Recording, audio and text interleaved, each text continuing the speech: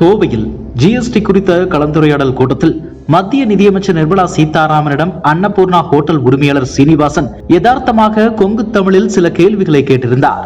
இதையடுத்து அடுத்த நாளே அவர் மன்னிப்பு கேட்கும் வீடியோவும் வெளியானது. அதாவது அமைச்சர் நிர்மலா சீதாராமன், எம்எல்ஏ வானதி சீனிவாசன், அன்னபூர்ணா சீனிவாசன் ஆகிய மூவர் இருந்த நிலையில் சீனிவாசன் எழுந்து நின்று கைகூப்பி மன்னிப்பு கேட்ட வீடியோவை யாரோ வேண்டுமென்றே வெளியிட்டு அவரை அவமதித்ததாக குற்றம் சாட்டப்பட்டது.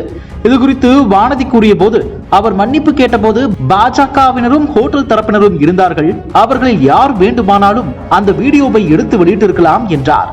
வயதில் மூத்தவர், கோவையில் முன்னணி தொழிலதிபர் மன்னிப்பு கேட்கும் வீடியோவை அவர்களுக்கே தெரியாமல் வீடியோ எடுத்து போட்டது பாஜகவினரே அதிருப்தி அடைந்தனர். இந்த நிலையில் கோவை சிங்காநல்லூர் பாஜக மண்டல தலைவர் சதீஷ் கட்சியின் அடிப்படை பொறுப்பிலிருந்து நீக்கப்பட்டுள்ளார். அன்னபூர்ணா விவகாரத்தில் தவறான தகவலை பரப்பியதற்காக சதீஷ் நீக்கப்பட்டுள்ளார். கோவை கொடிசியா வளாகத்தில் நேற்று முன்தினம் தொழில் முனைவோருடன் மத்திய நிதியமைச்சர் நிர்மலா சீதாராமன் கலந்து கொண்டு பேசிய கலந்துரையாடல் கூட்டம் நடைபெற்றது. இந்த கூட்டத்தில் ஜிஎஸ்டியில் இருக்கும் பிரச்சனைகள் கோவையின் தொழிலதிபர் அன்னபூர்ணா சீனிவாசன் சுட்டிக்காட்டினார். அதாவது பன்னுக்கு ஜிஎஸ்டி இல்ல, ஆனா பன்னுக்குள்ள வைக்கிற கிரீமுக்கு ஜாமுக்கு 18% ஜிஎஸ்டி. இதனால் கம்ப்யூட்டரே திணறுகிறது. கிச்சனுக்கு வரும் இன்புட் அதிகாரிகளும் திணறுகிறார்கள். ஒரே மாதிரி ஜிஎஸ்டி வைங்க, வரியை ஏற்றிவிட்டாலும் பரவாயில்லை, ஆனால் இப்படி குழப்பம் வேண்டாம் என காமெடியாக கொங்கு தமிழில் பேசினார். அவர் பேசி முடிக்கும் வரை மற்ற தொழிலதிபர்கள் எல்லாம் சிரித்தனர்.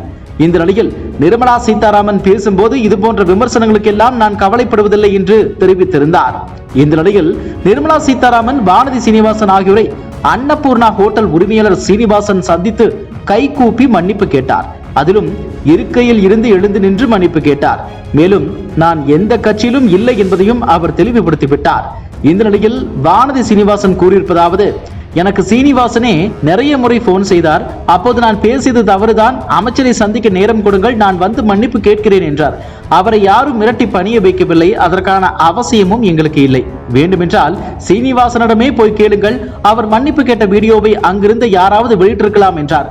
இந்த நிலையில் பாஜக சார்பில் வெளியான வீடியோவுக்கு நான் மனப்பூர்வமாக மன்னிப்பு கேட்டுக் கொள்கிறேன் என அண்ணாமலை தனது ட்விட்டர் பக்கத்தில் தெரிவித்திருந்தார். தொடர்ந்து பாஜக நிர்வாகி சதீஷ் அவர்களை அடிப்படை பொறுப்பிலிருந்து நீக்கப்பட்டுள்ளது பாஜகவினரிடையே அதிர்ச்சியை ஏற்படுத்தியுள்ளது.